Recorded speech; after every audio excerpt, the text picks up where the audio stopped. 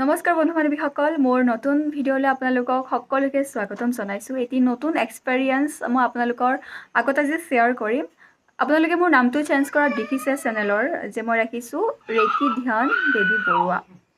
চ' আজিৰ পৰা আপোনালোকে এই চেনেলটিত ৰেকি আৰু ধ্যানৰ বিষয় লৈ বনোৱা ভিডিঅ' পাব। ৰেকিৰ সৈতে মোৰ অনুভৱ কিছুমান আপোনালোকৰ সৈতে আজি শ্বেয়াৰ কৰিবলৈ ওলাইছোঁ। যদি আপোনালোকে ৰেকি শব্দটো নতুন শুনিছে, ভিডিঅ'টো চাব, আপোনালোকে গম পাব। আৰু যিসকলে জানে ৰেকি কি হয় তেওঁলোকেও ভিডিঅ'টো চাব। মই কিছু সৰু এক্সপিৰিয়েঞ্চ আপোনালোকৰ সৈতে শ্বেয়াৰ কৰিম। ব'লক ভিডিঅ'টোলৈ আগবাঢ়োঁ। বন্ধু বান্ধৱীসকল, আপোনালোকৰ আশীৰ্বাদত মই এগৰাকী ৰেকি মাষ্টাৰ হ'বলৈ সক্ষম হ'লোঁ। বহুত লাইফত চবৰে প্ৰব্লেম আহে, তেনেদৰে মোৰো লাইফত বহুত প্ৰব্লেম আহিছিলে, এতিয়াও আছে। সকলোৰে লাইফত প্ৰব্লেম থাকেই, কাৰণ প্ৰব্লেম নাহিলে, লাইফত ছাফাৰিং নাহিলে শিকিব কেনেকৈ ন? সেইকাৰণে ভগৱানে আমাক কিছুমান প্ৰব্লেম দিয়ে যাতে আমি শিকোঁ লাইফত। কাৰণ যাৰ লাইফটো একদম মানে ভালকৈ পাৰ হৈ থাকে ন, মানে সকলো ভাল, যদি তেওঁৰ লাইফত কোনো ধৰণৰ ছাফাৰিং নাহে বা প্ৰব্লেম নাহে, তেনেহ'লে লাইফটো আচলতে কি, কেনেকৈ শিকিব? আধ্যাত্মিকতা এনেকুৱা বস্তু য'ত আপোনালোকে আহিলে মানে কি ক'ম আৰু, প্ৰব্লেম আহিব লাইফত, কিন্তু সেই প্ৰব্লেমটোৰ সৈতে যুঁজিবলৈ ন আপোনালোকে নতুন উৎসাহ এটা পাব। আমাৰ কেনেকুৱা হয় যে কাৰোবাৰ বিজনেছ এটা চলি আছে, তৎক্ষণাত বিজনেছটোত কিবা এটা প্ৰব্লেম আহিলে মানুহে এনেকুৱা নাৰ্ভাছ হৈ যায়, বহুতৰেতো ব্লাড প্ৰেছাৰ হাই হৈ যাব, সেই প্ৰব্লেমটোৰ সৈতে ফেচ কৰিবই নোৱাৰে। কিন্তু আধ্যাত্মিকতা এনেকুৱা এটা বস্তু, আপোনাৰ লাইফত যিমানেই প্ৰব্লেম নাহক, যেনেকুৱা স্থিতি নাহক, সেই প্ৰব্লেমটোৰ সৈতে আপোনাক মানে ফেচ কৰিবলৈ শক্তি দিব। আপুনি এনেকুৱা মজবুত হ'ব একদম অন্তৰৰ পৰা, আপোনাৰ লাইফত যিয়ে প্ৰব্লেম নাহক সকলো সলিউশ্যন মানে আপুনি নিজেই কৰিব পাৰিব। এনেকুৱা শক্তি আপোনালোকে পাব আধ্যাত্মিকতাত। চ' আধ্যাত্মিকতাৰে এটি পাৰ্ট হৈছে ৰেকি আৰু ধ্যান। বন্ধু বান্ধৱীসকল, ৰেকিৰ অনুভৱ বুলি ক'বলৈ গ'লে মই কি ক'ম আপোনালোকক, এনেকুৱা পজিটিভ যে আপোনালোকে যদি ৰেকিৰ সৈতে কানেক্ট হ'ব ন, এনেকুৱা লাগিব যে এটি মানে ফৰিষ্টা যেনেকুৱা লাইফ এটি মানে আপোনালোকে জীয়াইছে।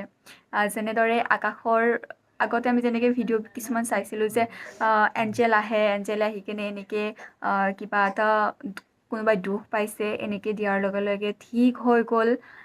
তেনেকুৱা আপোনালোকৰ হয়তো মিৰাকল হৈ যাব। মানে আপোনালোকে এনেকৈ বাছ সেই দুখ কষ্টখিনিৰ ওপৰত যেতিয়া আপোনালোকে হাত ৰাখিব আৰু তৎক্ষণাত সেইটো মানে ভাল হৈ যায়। মানে তেনেকুৱা অনুভৱ মোৰ সৈতে বহুত আছে। যদি আপোনালোকে ৰেকি শিকে বা ৰেকি আপোনালোকে কি জানে, তেতিয়াহ'লে আপোনালোকে জানিব ৰেকিৰ অনুভৱ খুব ভাল। এতিয়াই আপোনালোকৰ হাতত ধৰক ইয়াতে এটা পেইন আহিলে, বহুত বিষ হ'ল ইয়াতে ন, লগে লগে আপুনি ৰেকিৰ দ্বাৰা হিল দিয়ক, তৎক্ষণাত ঠিক হৈ যাব মানে। আৰু আমাৰ সচৰাচৰ জীৱনত যেনেকুৱা ধৰণৰ প্ৰব্লেম আহি থাকে, যেনেকৈ ক'ল্ড কফ, এনজাইটি, ডিপ্ৰেশ্যন, মানুহৰ সৰু সৰু কথাতে বহুত ডিপ্ৰেশ্যন হোৱা যায়। তাৰপিছত চাব গ'লে যিবিলাক কিছুমান বেমাৰ ডক্টৰে কয় যে অল টাইম তাৰমানে মেডিচিন খাবই লাগিব, তেনেকুৱা বেমাৰ একেবাৰে ৰুট কজ ঠিক হৈ যাব পাৰি ৰেকিত। মানে আপুনি ৰেকিৰ এট্ৰিটমেণ্ট লোৱাৰ লগে লগেই যে একেবাৰে হিলাৰ হৈ যাব তেনেকুৱা নহয়। যিকোনো এটা কেৰিয়াৰত অলপ সাধনা লাগিবই, টাইম অকণমান দিব লাগিব। কাৰণ ডক্টৰ এজনো এনেই ডক্টৰ নহয় ন, কিমান পঢ়ি শুনি ডক্টৰ হয়, বা চাকৰি এটাও এনেই নাপায়, কোৱালিফিকেশ্যনখিনি আগতে ল'ব লাগিব। ঠিক তেনেদৰে অকালটো তেনেকুৱা, আগতে আপোনালোকে শিকিব লাগিব, কিন্তু যেতিয়া আপোনালোকে এক্সপাৰ্ট হৈ যাব ন, অনুভৱেই সুকীয়া হয়। তো ৰেকি হৈছে এনেকুৱা এটা ডিভাইন পাৱাৰ, এই বিশ্ব উৰ্জা, ব্ৰহ্মাণ্ডীয় উৰ্জা, ব্ৰহ্মজাগতিক এটি শক্তি।